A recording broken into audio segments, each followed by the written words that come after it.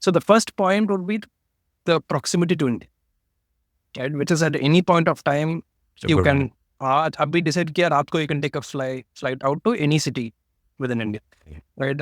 You can't do that if you're in the US, Canada, or Australia, right? That's the first thing.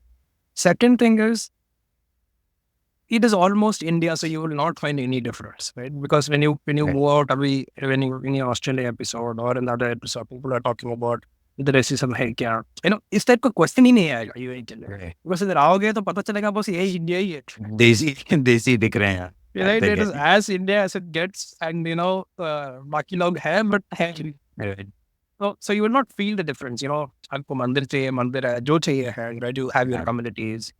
Abhi Diwali and whatever Navratri and all of that happens more here than if you were in a city.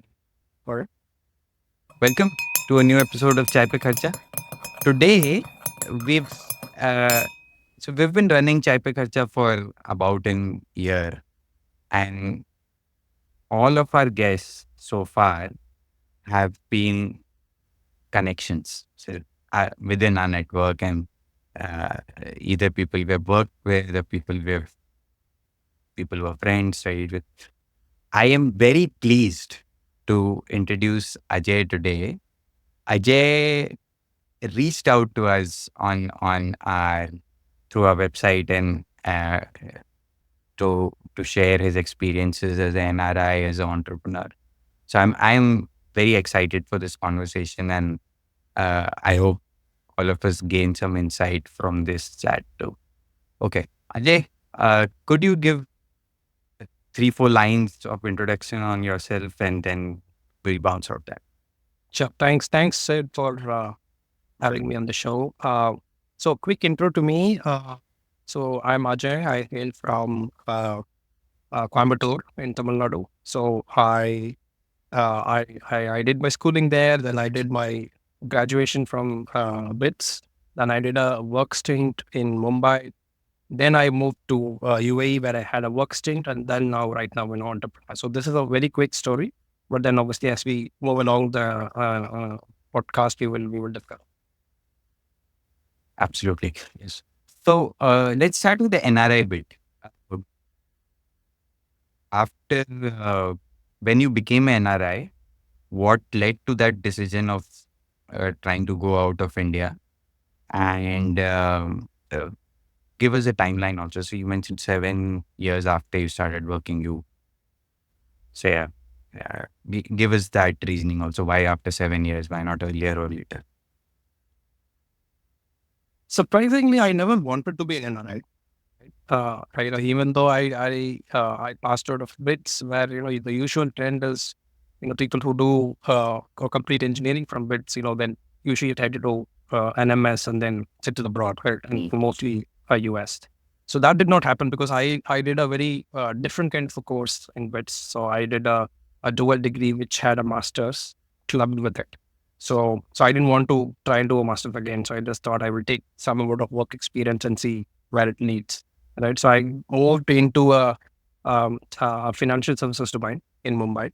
So I started off with JP Morgan, but then very soon I found that the JP Morgan, the investment banking kind of stuff was not what I was looking for, right? And it made me move to a more desi company, so to say. It was a non-banking financial services company.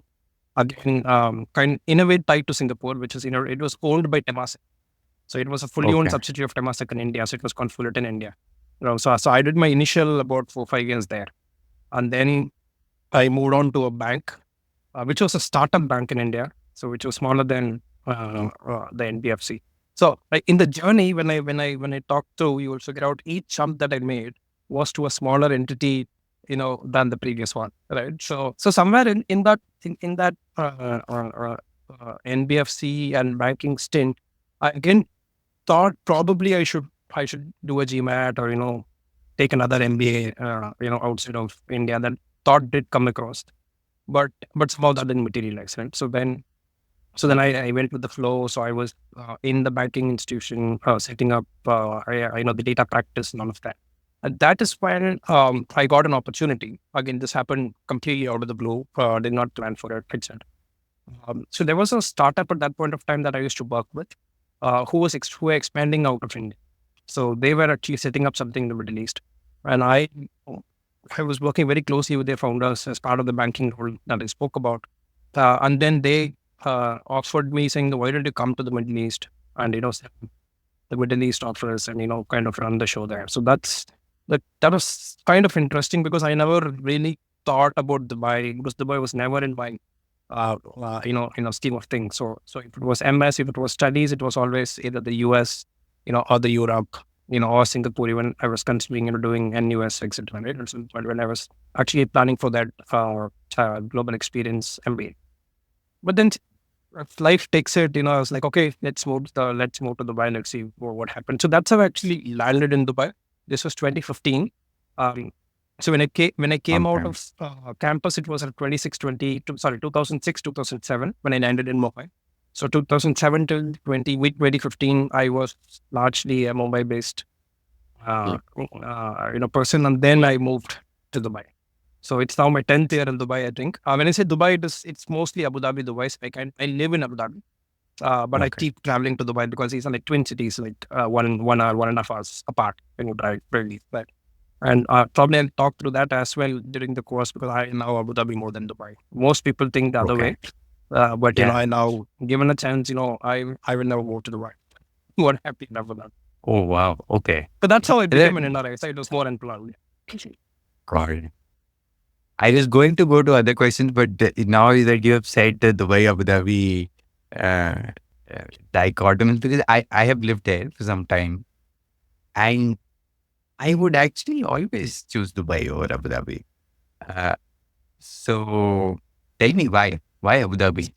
But instinctively, I think you're right because when the move was planned, the company was kind of headquartered in Dubai. So I was like happy, okay, I'm going to be in Dubai and thick of things and all of that, right? Then when I landed, obviously because it was more services oriented organization, you typically tend to move by your clients and stuff like that, right? So Right. so we got a deal with one of the largest banks in Abu Dhabi, which actually forced me to go and live in Abu Dhabi and continue that relationship and all of that.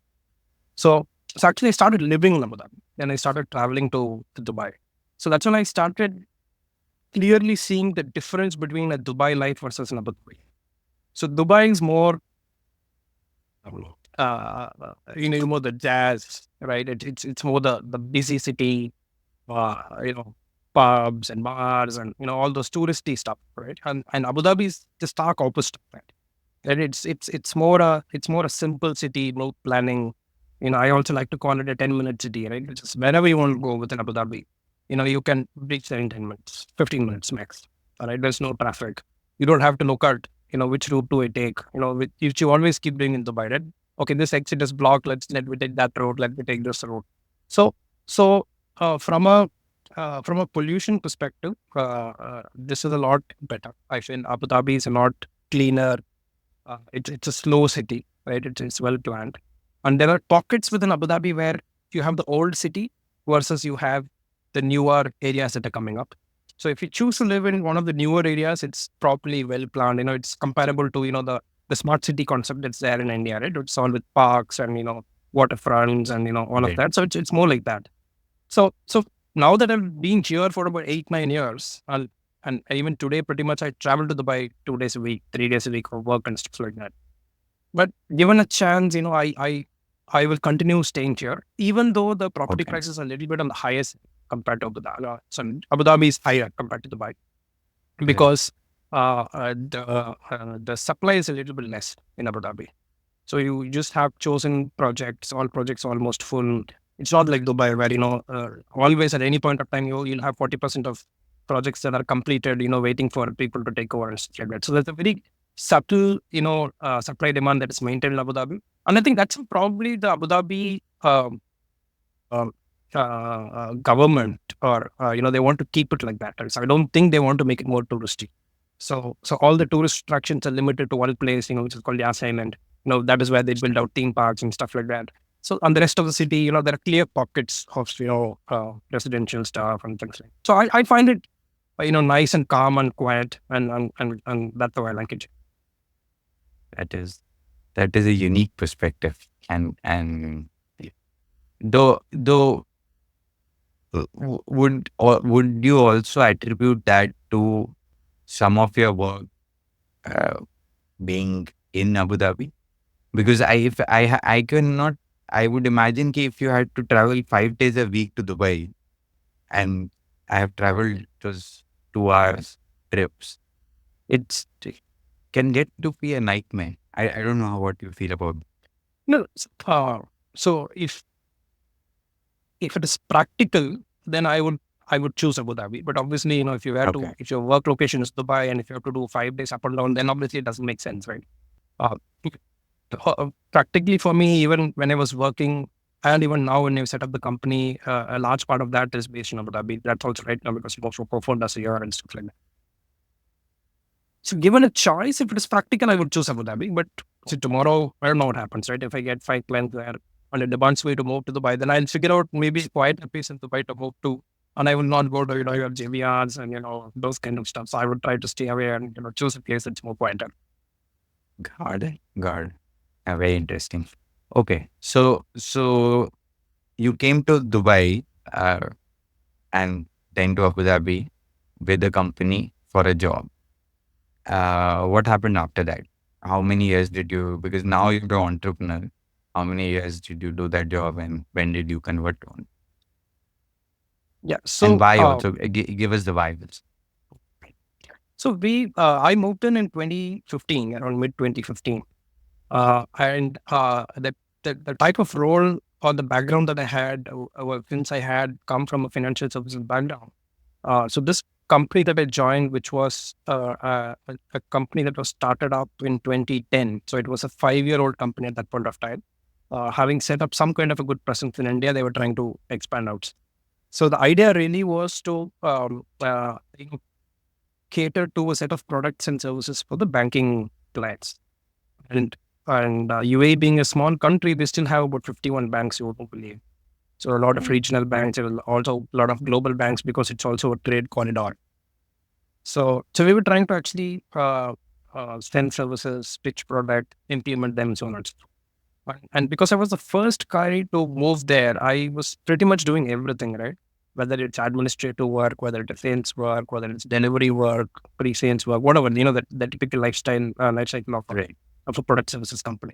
And then we started building a team, right? So then we started, hiring people here, moving people over from India and stuff like that. So that journey uh, continued for about 2-3 years, 2015, 2016, 2017. And then towards 2017, 2018, that company got acquired by a larger firm in India. You would have heard of that company called CRISIL, right? So Yes. the CRISIL ratings firm. So CRISIL also did a lot of work on the data analytics research side, which they felt, the startup that I worked for had a lot of synergy and which, they could use.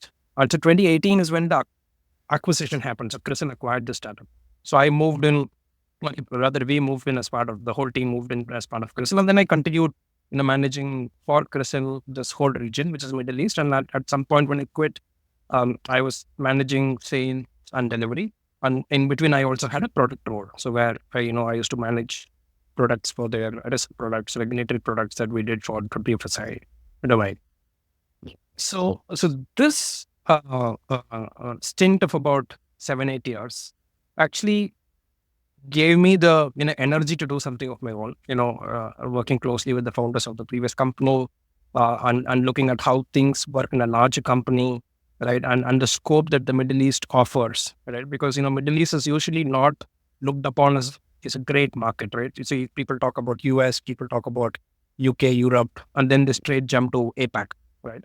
So there's this whole Middle East, North Africa that is there, which is actually a big market, right? But you know to figure out what type of products work there, what type of operating models work there, what type of price points work there, right? And also Right. Middle East presents a lot of nuance itself, right? Because you can't bring in a US product and force it on the Middle East, right? There are different practices. There is an Islamic banking practice. There's a lot of nuances that you have to consider before building a product or a service. So because of the experience that I had, and in the course of these 7-8 years, the people that I've met with, 3-4 of our like-minded people came together, right? So some from the clients that I used to work for, some, general friends that we used to meet. So we actually came together during COVID, and we said, let's try to do something of your own, right? And then obviously because of COVID, we were all sitting at home, working from home. So we had the opportunity to discuss some of these ideas, and then that's where it was born. So we said, okay, let's choose a similar line, what I was doing earlier, but let's set up a company. So what we do right now is a product company. So we offer a tech SaaS product to solve for all the regulatory compliance challenges that the banks make, right? So which is or the banks go through, because every bank or every insurance company or every asset management company is all regulated, right? It's regulated by central bank, other regulated bodies. So there's a lot of these compliance requirements, regulated requirements that go to and fro. So there's no product that kind of solves for this problem, which is very Middle East market centered. So that's the product that we have built, and you mostly our clients would be all these regulated entities, which is the banks, insurance companies, and asset management companies. So that's the process that we going through right now. So the company is about a year and a half old. So we started April 2023. So that's the shift to entrepreneurship in the last year or so. Or what's the company called? थोड़ा advertising कर लेते हैं. So the company is called SMARBL. So a lot of SMARBL. people ask, what is SMARBL? Is it an acronym for something? It is not really. In fact, when we started off, we used to write a lot of blog, and we used to give a name to that. So we couldn't find a name, so we said Smart Blog, and then that came together as SMARBL. We liked the name, so we said we were actually lazy to think of another name, think of another logo. So we said let's conclude. So that's the name under which you operate again. Got it. And it's so let me ask you a question on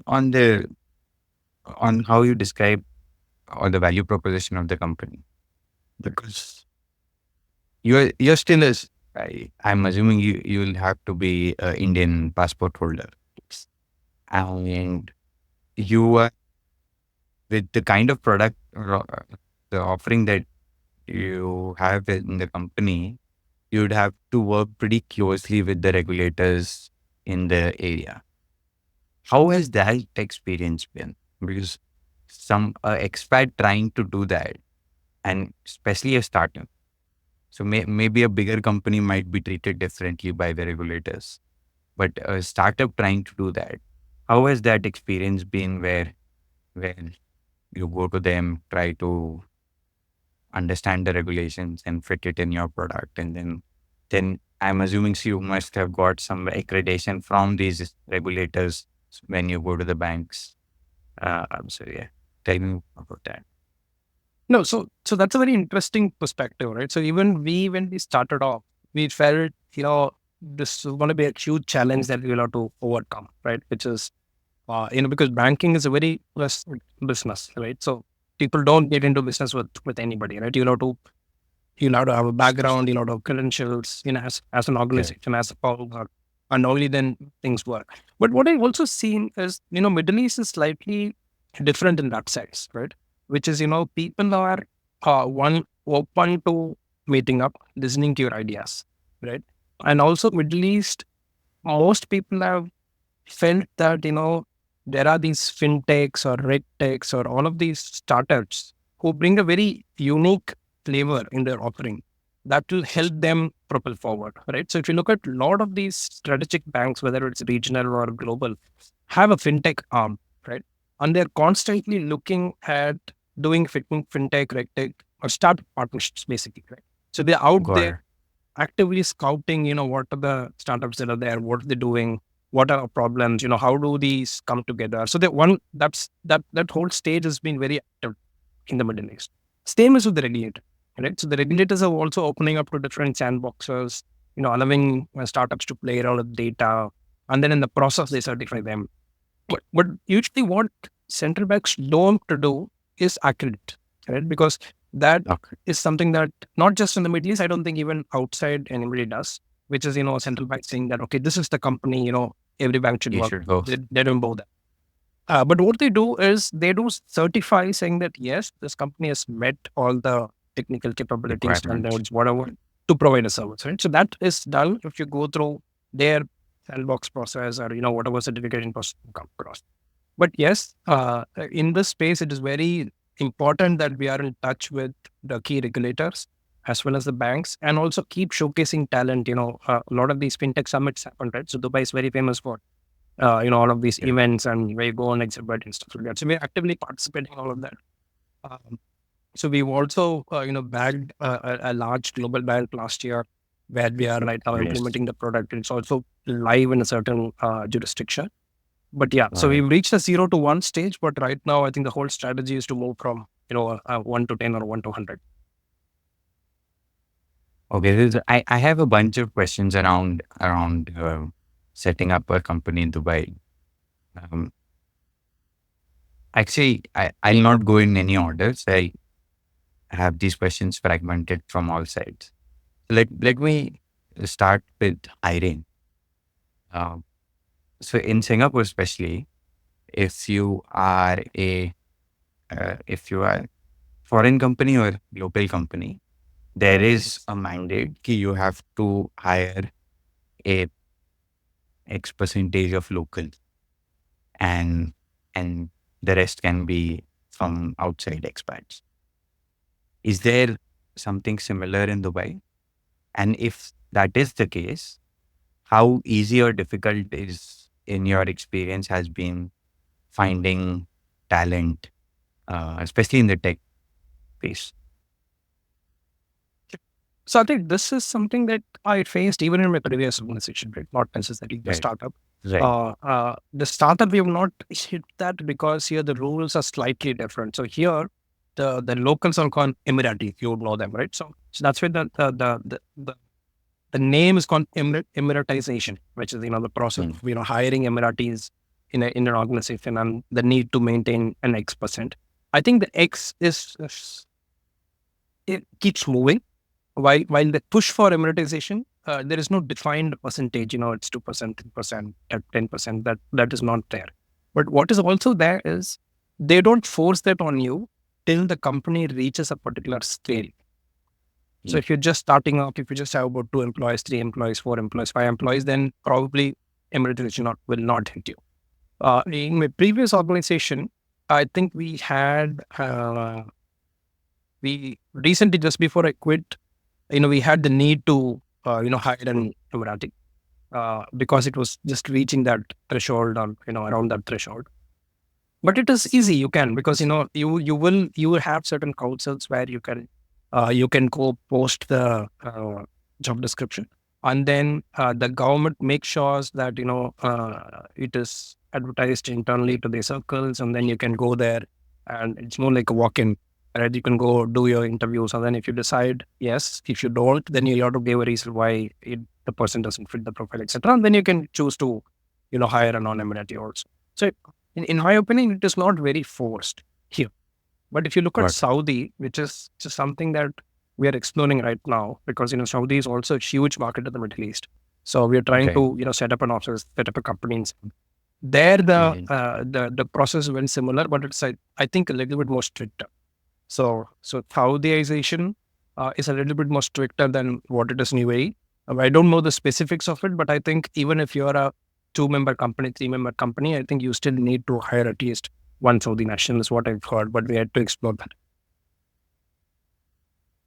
Got it. Got it. And in an extension of that, getting if uh, you have to get someone from outside, getting a visa, how easy it is for a new employee. Because again, I'm speaking from experience in Singapore where they have certain salary bars above which, and there are different types of visas for each bar. Is it similar in UAE? Not really. The visa category is still the same. So it is still a resident visa. So when you're moving in, you will have to bring in somebody in a resident visa along with a work permit. So when you take a work permit, you will have to call out what is the designation of the person. So that is more like So, your bars, right? So your designation can be a very low level worker to a company manager, right? So based mm, on that, then there are requirements in terms of what documentation is required, what graduation certificates are required, so on and so forth. But what I've seen is that process is simple. In fact, Right. it's a lot easier on the pocket to hire somebody from India and move here. So the perspective Okay. also is, my own example, right? When I probably moved in from India to the Middle East, even though you tend to research a little bit, but unless you come and live here and Hmm. understand the whole cost of living and the whole mathematics in terms of what you're saving, so on and so forth, it's still it's very difficult, right? So usually you tend to Hmm. come with whatever you feel was right, but then when once you're in the country and then you here for 2, 3, 4 years, then you realize that okay, this is not what I settled for. I should move and all of that, right? So people who are coming new versus people who are in the country for about 4 or 5 years, the salary bracket is very different, right? And usually, Right. bringing in from a documentation standpoint, from a timeline standpoint, is not that hard. The only thing that hits you is if you want to bring somebody from India, and if you're hiring in India, there's a 3 month notice in India. I think that is what hits you hard. But the moment you have a person who's ready to move, the process of getting somebody into UAE is not that difficult. You can very quickly apply for a work visa, Okay. you can get the visa, you can do medical visa there, or you can come here. So that process is very, very smooth, and we have done that multiple times in my past organization also. Got it. Got it. Okay. So now imagine that I'll give you two scenarios. Uh, I am I am a person living in India, 10, 12 years of experience. I want to come to UAE and come as an entrepreneur, right? So I'm thinking that UAE would be a good base to, as you said, Middle East market is probably untapped comparatively. I want to come there and set up. That scenario one. Scenario two is I am a someone working in UAE on a job. Now I want to convert to entrepreneur. So in both of these scenarios, what would be the can you give a 4 5 step process on what should I look for? Achha, I want to start a business. Which uh, which government organization should I hit? How much capital should I have in general?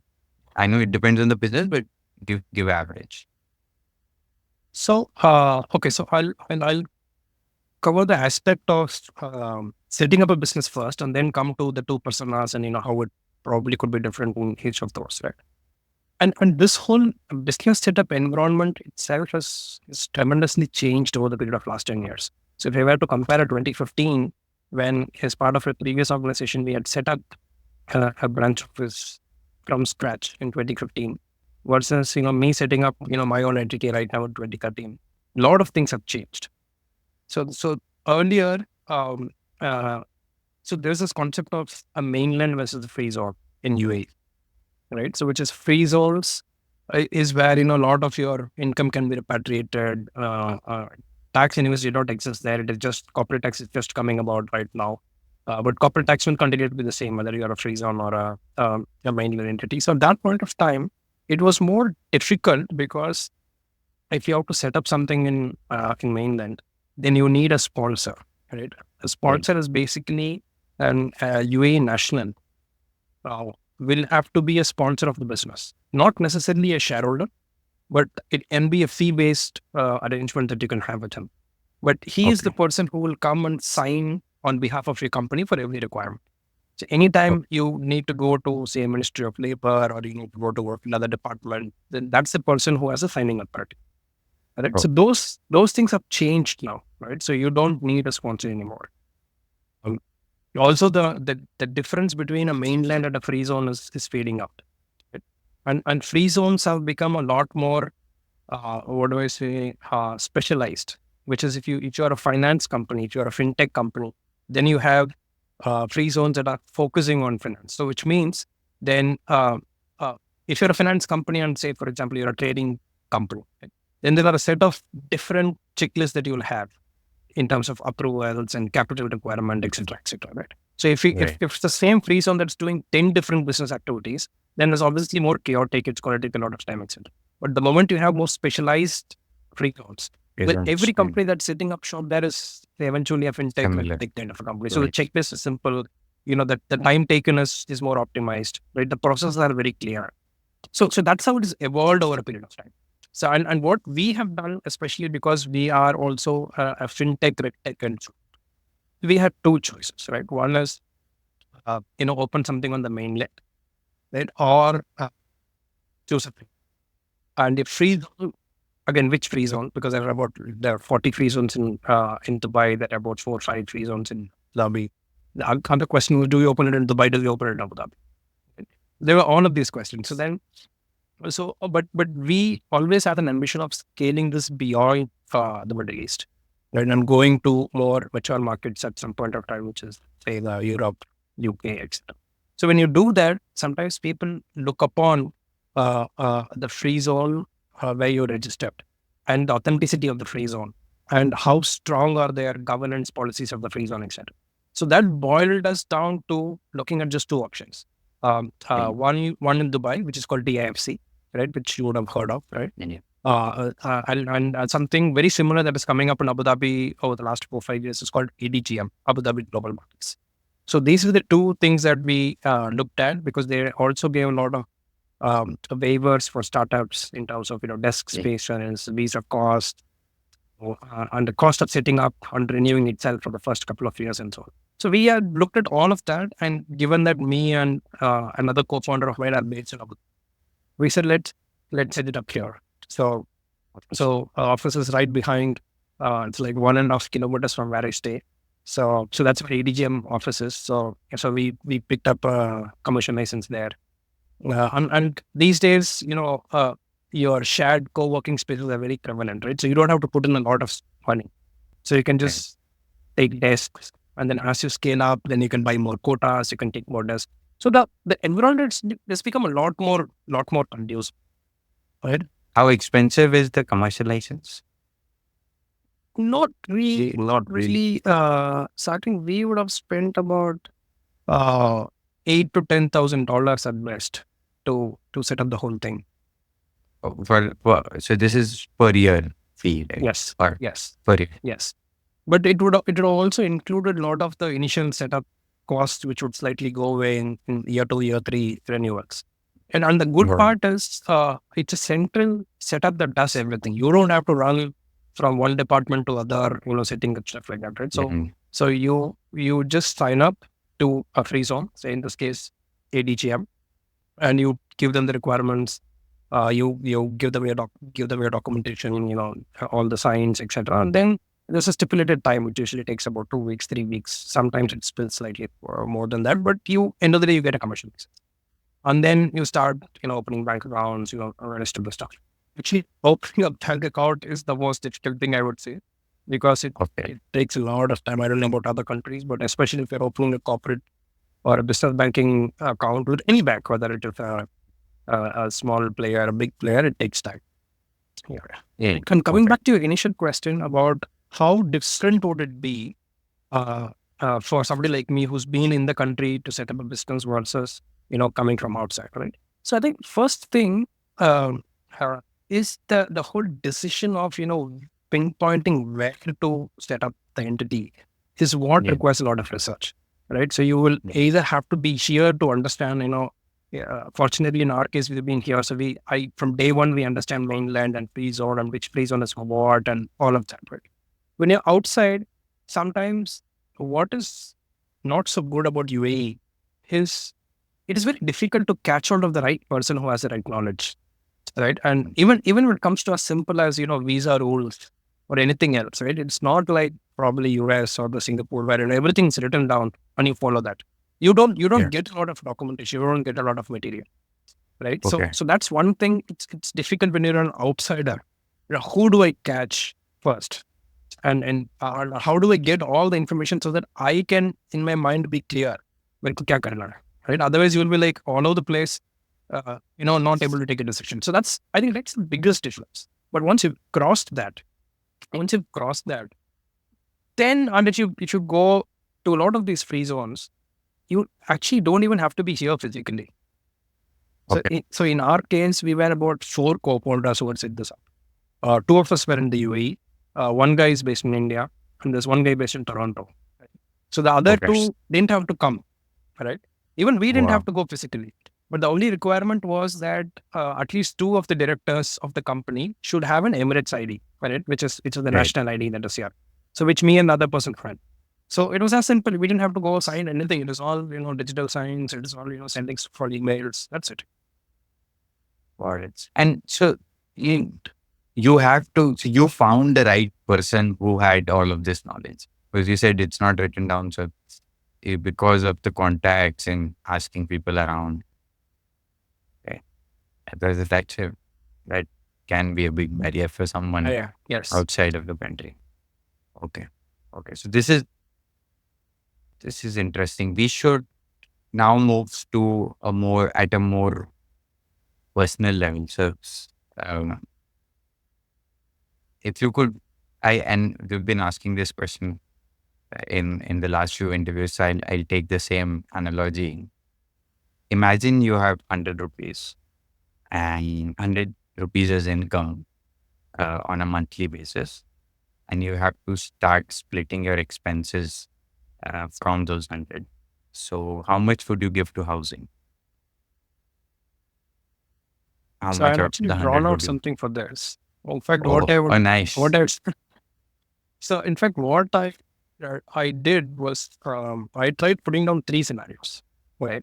Okay. So scenario one was probably okay. So I'm going to talk about family houses here, right? And the kind of expenses there. I'm not talking about bachelors or that, because I think some of your guests have kind of covered that in the past.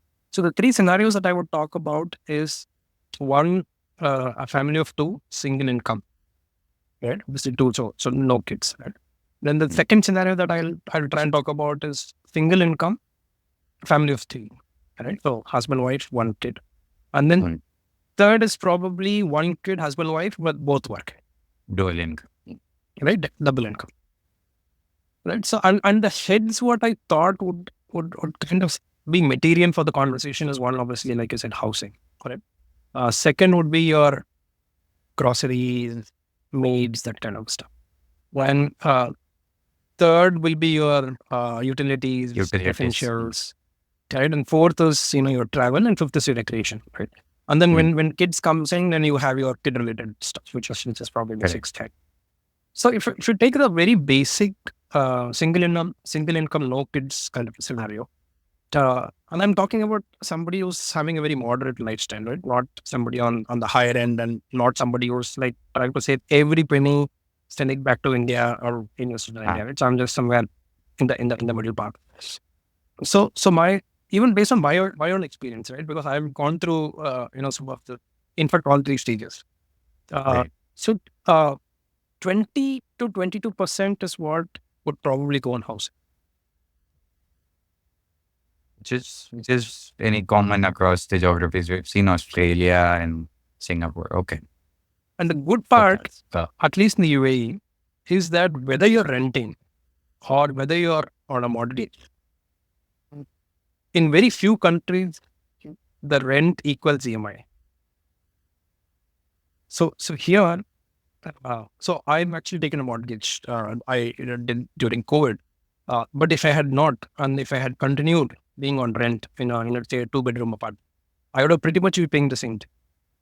So because your interest rates here are favorable, right, and the price point of a property is actually cheaper when compared to India, right? And if you look at places like Dubai, etc., there's so much of demand that you can actually strike a pretty good deal. So the comparison. So much of supply, you mean? Supply or demand? Not supply.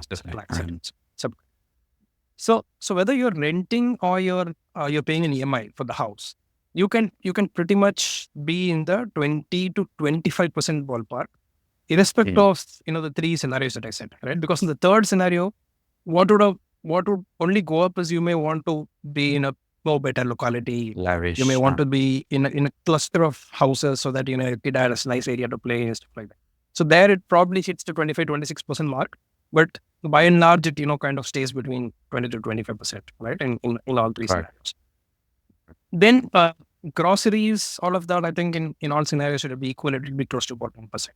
Right? So 10% is what would probably go there. Your utilities again would be about 5-6%. Okay. When I say utilities, it is your Wi-Fi and mobile bills, electricity, what? gas, chiller charges, which is your AC charges, all of that. Right? So that will be about 5-6%. And for travel, it will be another 5-6% because Dubai has a good public transport with Connectivity. metro connectivity and all of that. And Abu Dhabi, anyways, has not a lot of places to travel, so you just end up traveling a lot. But actually, let me interrupt on this. I guess so. Our previous Dubai guest, Himanshu, mentioned something that I have also experienced when I was there. The metro is good, but the buses is a problem because the frequency is not very high and uh, it's not very easy to uh, get to the bus stops also because of the heat. Have you experienced that? Which is then frankly I not because I'm not a very public transport user. Okay. We tried cars again. That I think that's a topic for another day. How cars are so cheap here, and people actually Yes. should buy cars and can enjoy cars that they can't drive in India and Yeah. other places, right? But I have not been a heavy user of public transport because in Abu Okay. Dhabi you only have buses and taxis. Taxis are you'll get them very very easy.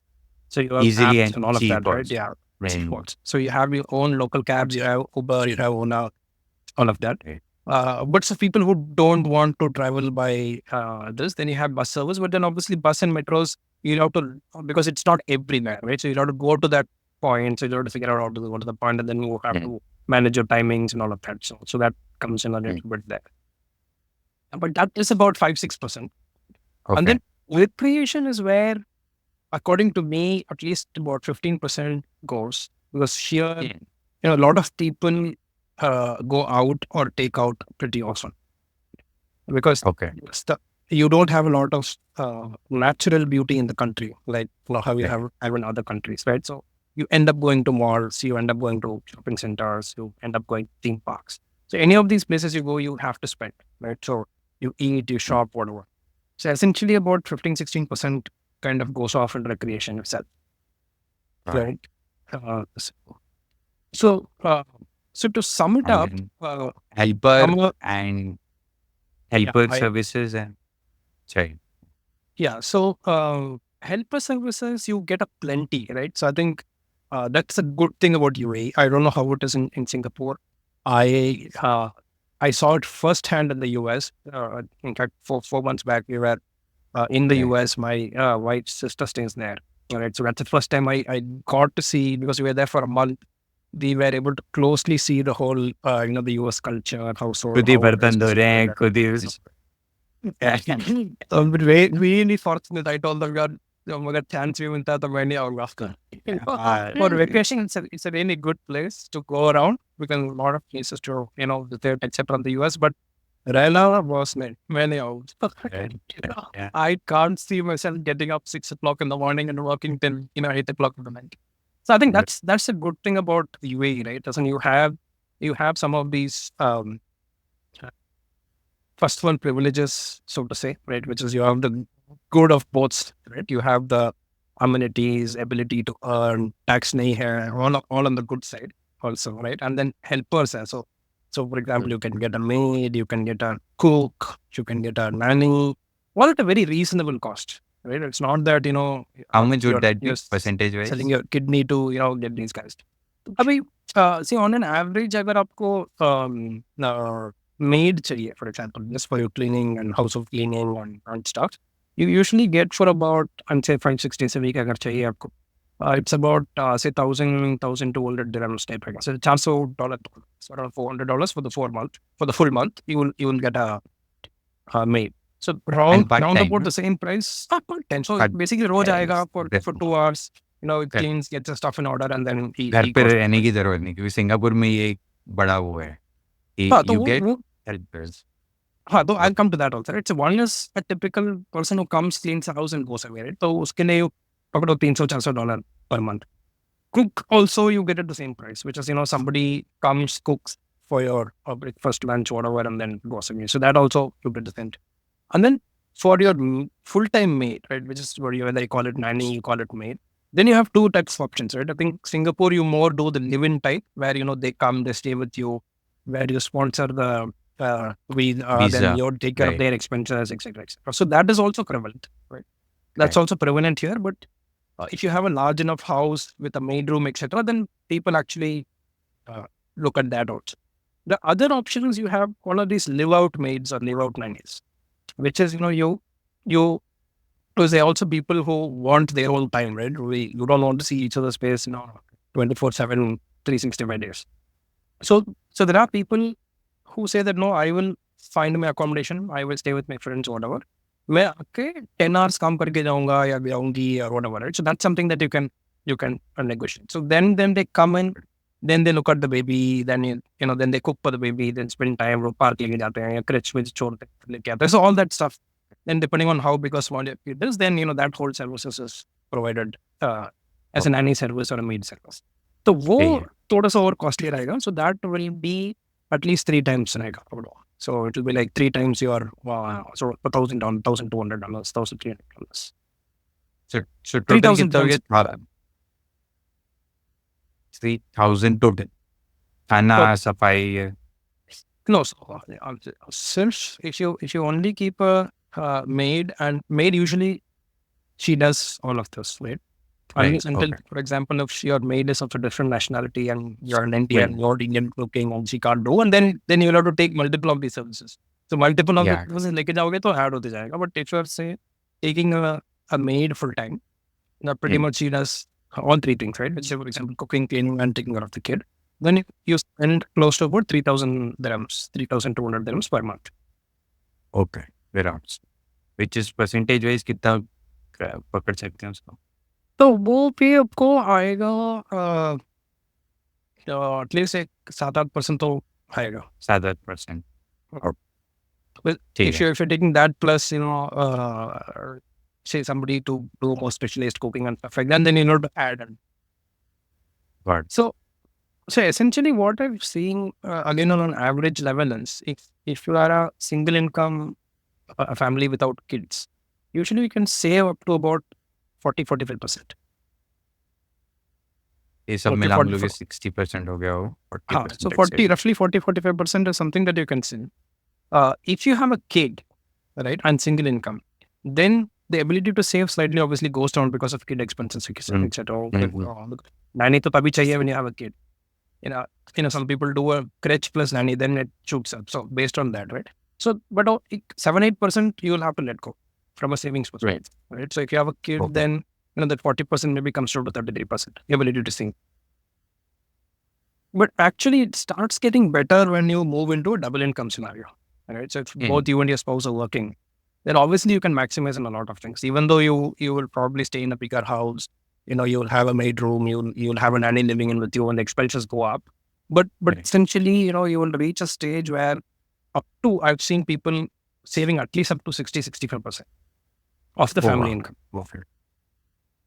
That's quite good. Right, and those are the people who eventually tend to stay longer in the country.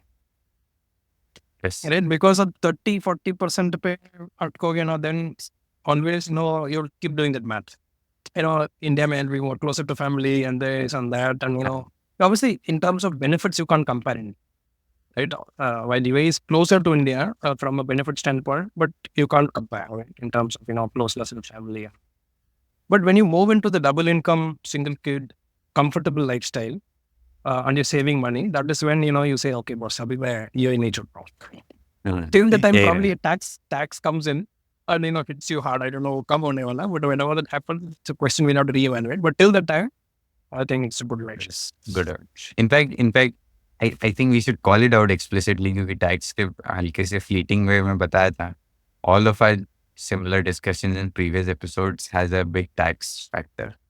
There is no tax in UAE, which is a massive benefit to staying. But see, otherwise, why would a lot of reasons why the Western folks also move here? It's for the same thing, right? One is you get a very comfortable life, because those guys would never have dreamt about having 4 maids in their house doing everything at a fraction Correct. of the cost. And then there's no tax. Ab कोई भी country ले लो तो it starts at 35, ends at 55% in terms of Correct. tax. So आने के पहले आधा slice of the pizza is gone, right? So Correct. it's like, they would be like, oh boss, it क्या है? This is like ever on earth. But then, maybe again a discussion for another day. We, I don't know if you got to see the Australia episode that we had.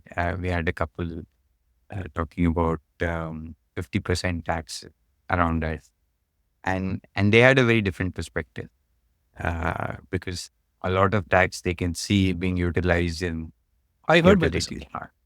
Yeah, so that is an interesting viewpoint also. But ठीक है. Coming to, so these are expenses.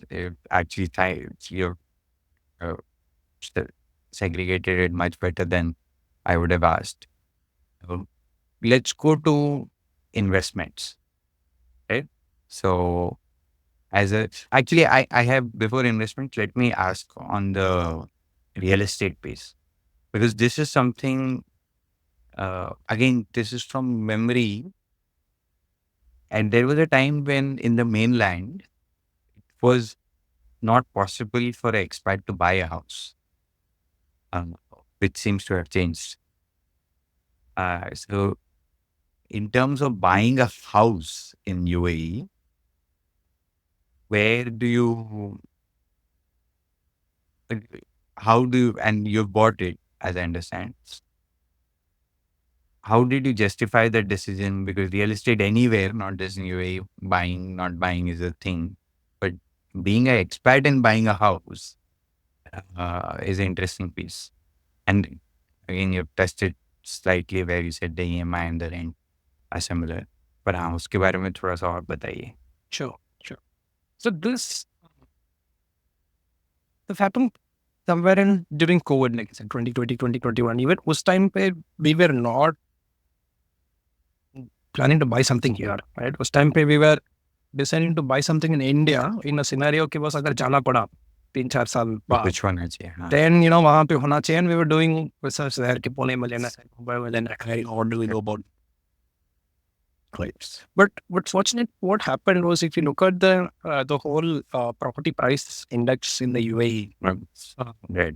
it actually peaked 2014, 2015, right? And then it slowly started coming down because the prices were so high that people were not buying, right? And then demand pick up nahi ho raha, right? And that is also one of the reasons, in Dubai always said, because all the bana ke rakhe the, it was all empty and stuff like that.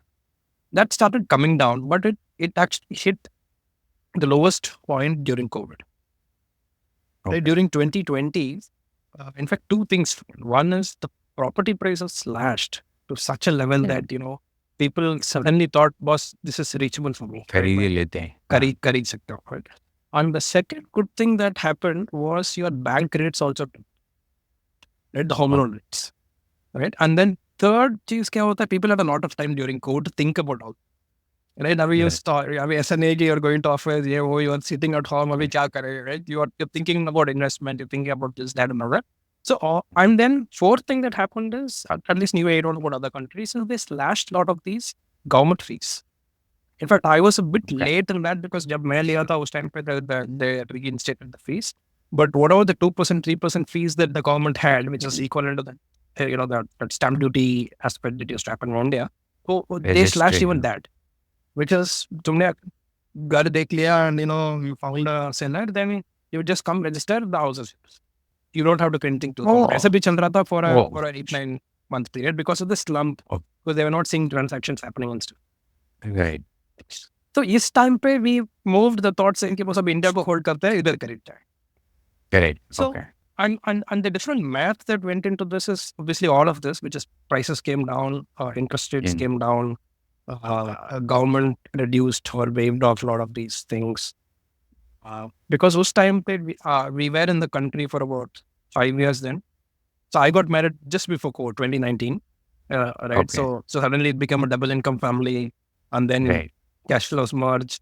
So then we said, देते हैं, right? Because we at least एक 4-5 साल तो रुकेंगे.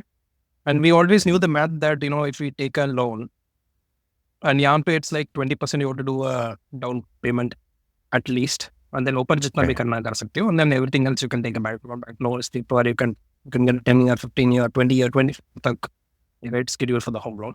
So if you do all the math, it basically thought that अगर 5 साल अगर रुकने वाले हो, then it makes sense because down payment देने के लिए cash था, right? And then we had a decent horizon कि बस इधर ही रुकने वाला है. ऐसे नहीं कि it was not very वापस जाना है, क्या होगा, job situation is bad. So we were slightly above that, I would say, saying कि बस इतना insecurity नहीं था job को लेके. With regard कि बस ठीक है, job तो रहेगा, या उस टाइम पे entrepreneurship को भी चल रहा था. So job नहीं है तो company रहेगा or whatever. Right? So that helped us take that decision.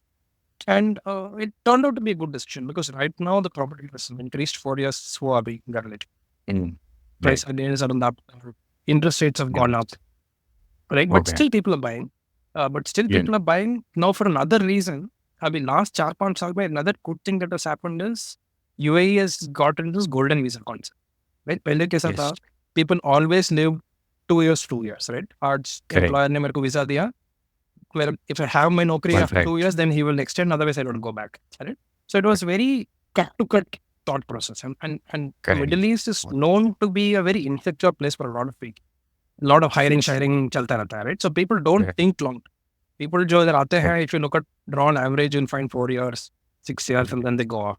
A lot of people also look at Middle East as a stepping stone to go into Europe, going elsewhere, or going back to India. Right? So what thought process अभी थोड़ा change हो रहा है. So last 4-5 years में, with the advent of golden visa, which is a 10-year visa, and the fact that they're making it a little bit more open to a lot of people. Pehle it was restricted. Then धीरे-धीरे they were slashing it. So I also have a golden visa now from the last 2 years. So that also increases the horizon of people in the country. So when you say कि बस ठीक है, अभी मैं 10 साल तक रुक सकता हूँ, then let me take a longer vision, right? So let me look at ठीक है, मैं let me buy a house, why pay rent? So that is also now easing up. A lot of Indians are actually now starting to buy properties. And just for the audience, golden visa is like permanent residency or green card in the US. So it's almost equivalent. If you disagree, let me know. Because that's how I think of it. See, green card is also a citizenship. No. Citizenship is different. Okay. Green card is permanent residency. But यहाँ पे it is still a 10-year. So the difference is, I don't know what is the validity of gold. यहाँ पे golden visa green card भी 10 साल है. मेरे को भी नहीं पता. I think 10 साल, क्योंकि सिंगापुर का PR is 5 साल and you renew every 5 years. But हाँ, 10 साल is almost like, and do you get any, maybe the difference is कि as a PR, so I'm a PR, you get slightly more privileges than someone on a work visa. So you're closer to some things that a citizen would get. Similar to a green card holder in the US. I don't know if golden visa holder has similar perks. Oh, I don't think so. In terms of perks, I don't think they have done anything like that. I think this is at least one step in the right direction, which is, giving people to take a long-term view. Right? पहले ये भी नहीं था. Right? It was always a 2-year thing. Now at least a section of people have moved from a 2-year to a 10-year thing, which means their whole thought process will now be long-term. Right? Getting their families, buying houses, whatever, right? So a lot of investment-based decisions can be taken better when you have a long-term view. But perks, I don't think so. Maybe they have some plans, but Abhi, I don't think there's anything that gives you better perks because of this. Got it. Okay. Coming to investments. How do you invest if you're open to sharing that? Do you look at the UAE or Middle East market, Indian market, of course, पटाखे फोड़ रहा है, अभी थोड़ा नीचे जा रहा है, and or US market or even Europe or Southeast Asia में अगर आप देख रहे हैं तो how do you split your investment? Give me the exposure wise split. Also give me the product wise split. So mutual funds versus debt, stocks versus real estate versus gold, crypto, something else. Okay, good. So, I think a little bit of background before that, right? Uh, so my parents don't know bankers there, right? So the Okay. moment I started earning, right, out of my internship in Mumbai, मेरा focus वही था कि start investing, start saving, whatever, right? Because they were bankers, all this PPF, Joe India mein hota hai, right? A lot of people put money into PPF. So I started with opening a first thing I think I started was my dad taking me to State Bank of India and opening a PPF accounts. I started back then 2006. And then उस time पे it used to be fun, putting RD for a year. एक साल के बाद convert that RD into FD, all Yeah. that kind of thing. It was new, right? Because you're getting a chance to experiment with all of that. So I started with all that. But one good thing is I also started putting in mutual funds, Okay. right from 2006. Right, but Oh, 2006 say 2011, 12, that it used to be largely a single mutual fund with rest of the stuff in debt based, RD, FD, PPF, etc. And then 2013, I started moving more towards the equity side. Then I realized it was a very low FD, TK, but let's look at long term growth. Let's put more into equity. So that's when I moved into equity. But even then, I was not very comfortable putting in direct stocks because I was not somebody who was having that knowledge about कौन सा stock में कब डालना है, कब निकालना है, and all of that. So I thought it was a very easy decision to move on the funds. So I used to play only with mutual funds largely. And even today, that is a scenario, whether it is index funds or this equity here, direct equity, but that is largely also because of the ESOPs that I had carried, um, uh, back in my different organizations that I worked for. And ESOPs and a little bit of direct stock chhod ke, everything else is largely a mutual fund provider. So then what happened was again 2013 to 2020 tak, I was actively investing. But again, I took, the finer things like it's better to put in a direct fund compared to through a broker, right? Because यहाँ पे expense ratio ज़्यादा रहता है कम रहता है. So some of those I did not calculate. I was like, ticket out there, it went on. But then I took a hard stop 2019 around the time that I got married. I said, इसको तो ना भी properly करते हैं, right? Because now there's going to be dual income. Right, अभी तक जो हुआ it gave returns. ऐसा नहीं कि it did not give returns. But I could have made my returns a little bit more efficient by choosing a type of fund better, etc. Right? But I thought Abhi, it is not so late. So 2019 में let's take a proper route and do it.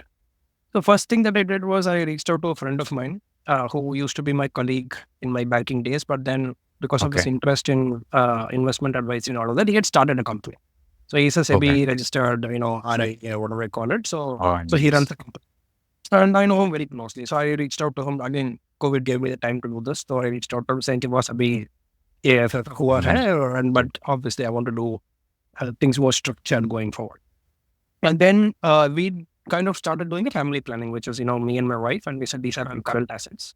The Amara influences, ye hai, wo hai. And then we went through this proper process, which I would advise, your viewers also to do. Which is, take a proper investment advice, go through the process of figuring out what your risk profile is and all of that, and then do a planning. Whether you do a goal-based planning, etc., is different.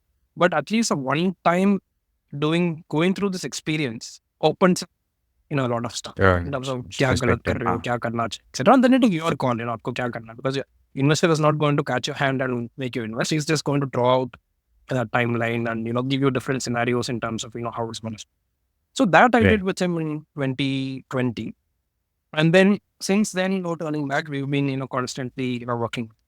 So I have churned out some portfolio which was not great. Then I've concentrated to a set of funds. So right now, where I stand is between me and my wife, we jointly pool and invest. So we, from a risk profile standpoint, are more like moderately aggressive types because we kind of understand the risk, but we want to invest.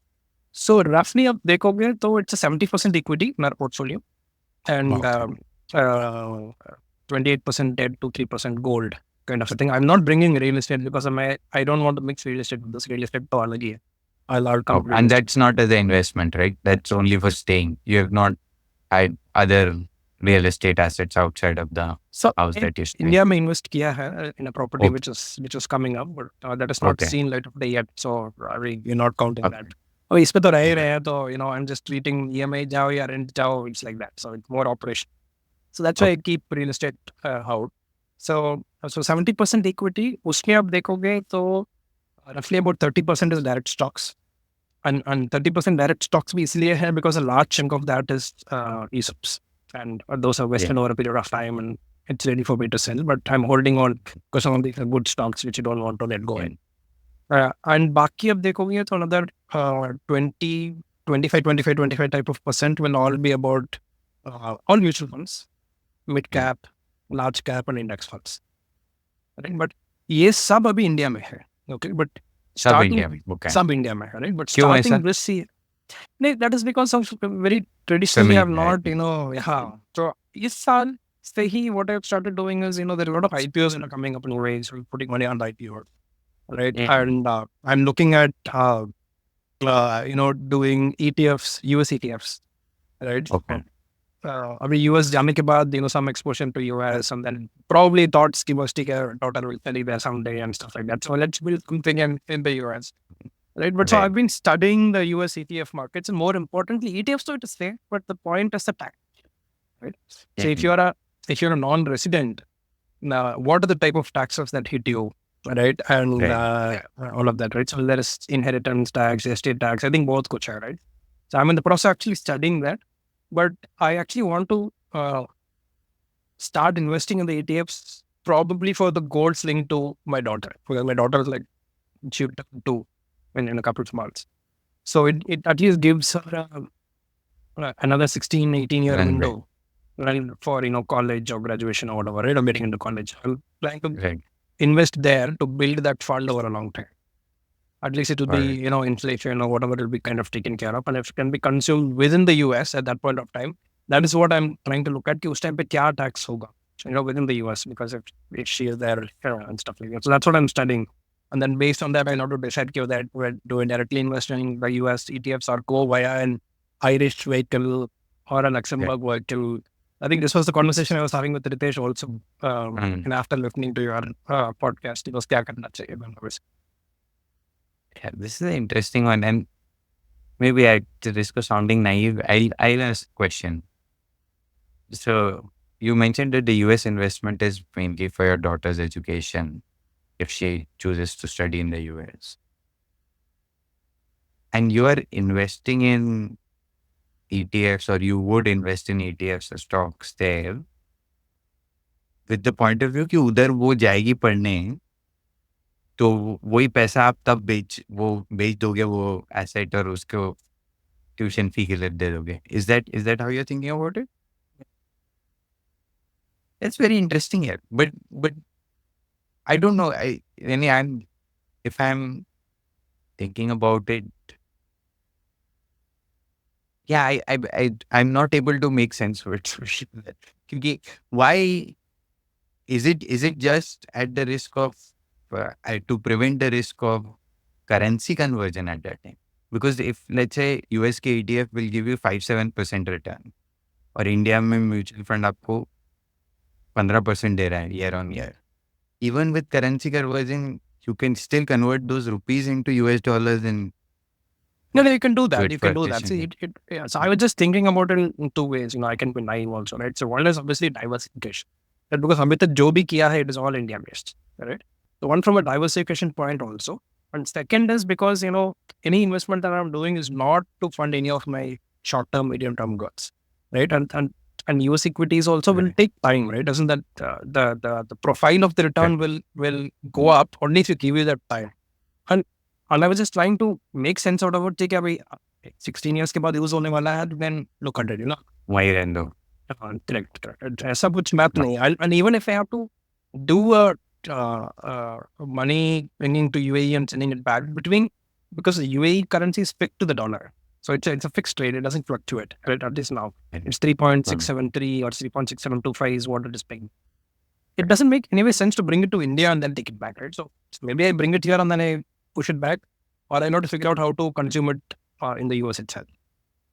Got it. Kind of very interesting. ठीक है. Let's start closing off the episode. We have generally a concluding question on fire. I'm assuming you know fire is, so I'll not try to explain that. Have you thought about this idea of uh, retiring at at age? Actually, let me rephrase it. Have you thought about this idea of financial independence at some point in your life where you then choose purely things that you want to do, not necessarily stop working, but do things that are interest based only? So, see, the true sense of fire, itna deeply kabhi socha nahi hai. Okay. But what we did was mathematics to figure out what is the amount that one will need if you Yeah, want to right. stop getting any income. And that number, frankly, to us seems achievable, right? Because money, anyways, kind of your net worth doubles every 5 years, 6 years in the current rate. Are you okay quoting that number? See, it's not top of my mind क्या number है, but yeah, because every time we do this, वो change ही होता वो है. change हो जाता है. Oh, वो change.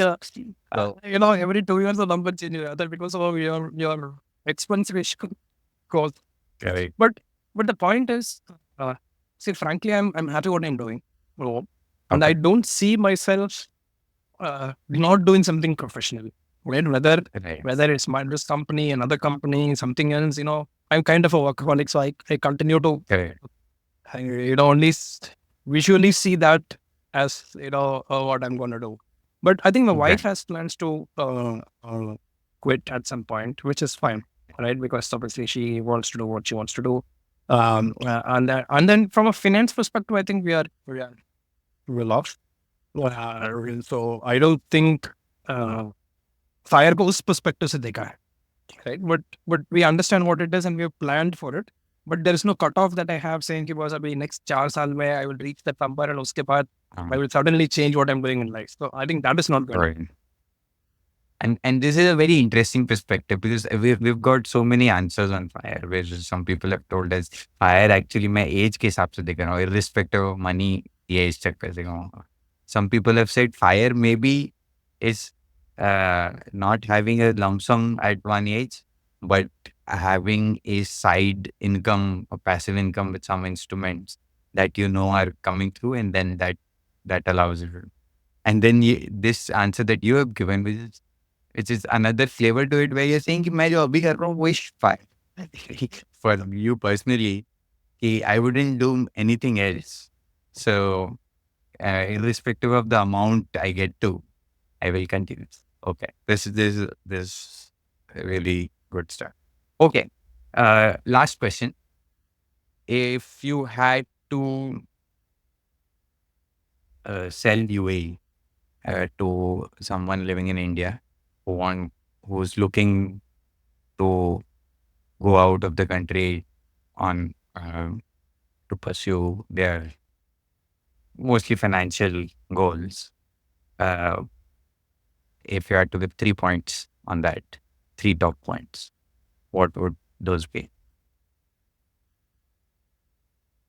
See, first of all, I don't want to promote UAE over India. Okay, because Right. India ka landscape has tremendously changed over the last 4 or 5 Correct. years. There are a lot of positives that are there in India. Yeah, right? आप सोच लो कि उसने वो बंदे ने देख लिया है But- इंडिया हाँ, का. but किसी को I change चाहिए from India, right? And if UAE had to be one of those options, then what would be the high points of probably choosing UAE? Right?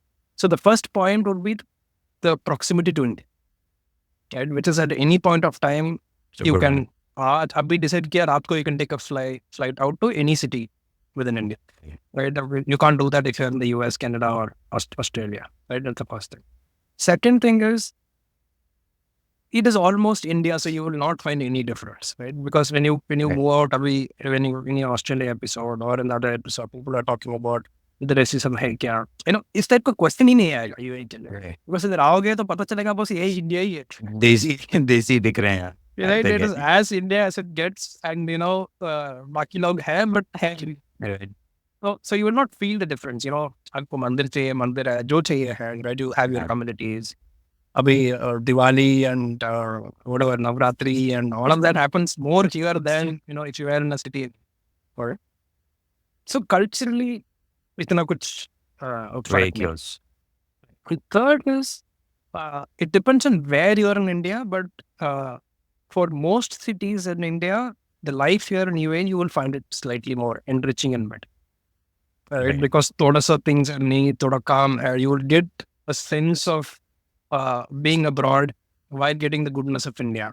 All right. So it gives you India feeling, but it gives you more cleaner India, so to say, right? Or a Right. nice in India. So to say. So I Got think it. these are the things. But I think few things that you know to be wary about also when you're moving in is, um, in my opinion, for education, it is not as good as most of the Mm. other developed countries, Oh, right? and Especially this for is higher schooling, education. yeah. I So higher education तो बहुत ही कम है, right? इतना okay. कुछ अच्छा options नहीं है. But when it comes to schooling, also you get all of these syllabus. मतलब आपको IB चाहिए, CBSE चाहिए, जो भी चाहिए, you have all of that. But then it is also expensive, right? Because it is not covered. Because यहाँ पे don't have the tax and stuff like that. Where it's a lot of this. So the more better school that आपको डालना है, the महंगा है. cost is more. So you'll have to do all of these maths. I think you'll also have to figure out the right calculation after the CAD, what works, what doesn't work. Because it may seem nice, but then at the आने के बाद if the math doesn't work, then you'll regret the best. So देख के then you'll have to decide. Because for each his own the decision, right? So it's from your perspective, you'll have to think, give us what is negotiable and what is not negotiable for you in a new country. Got it. Got it. Awesome.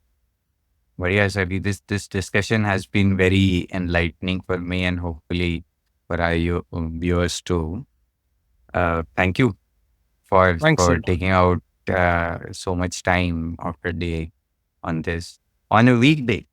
So this is being recorded on a Sunday, which is a weekend for most places, but not a weekend for UAE.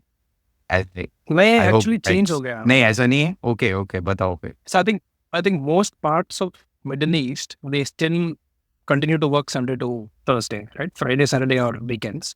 But Right. UAE moved out of this 3 years back. So Oh, now okay. UAE is like the rest of the world, right? So Saturday, Sunday. so now Sunday Sunday chutti hai. So when I came Oh, in 2015, it used to be like other Middle East countries. But I don't exactly remember when, but I think 2019 Jan onwards they shifted. So calendar year on okay. 2019 they said we will shift it. And I think that's good because UAE is also seeing itself as part of the global trade that I spoke about, right?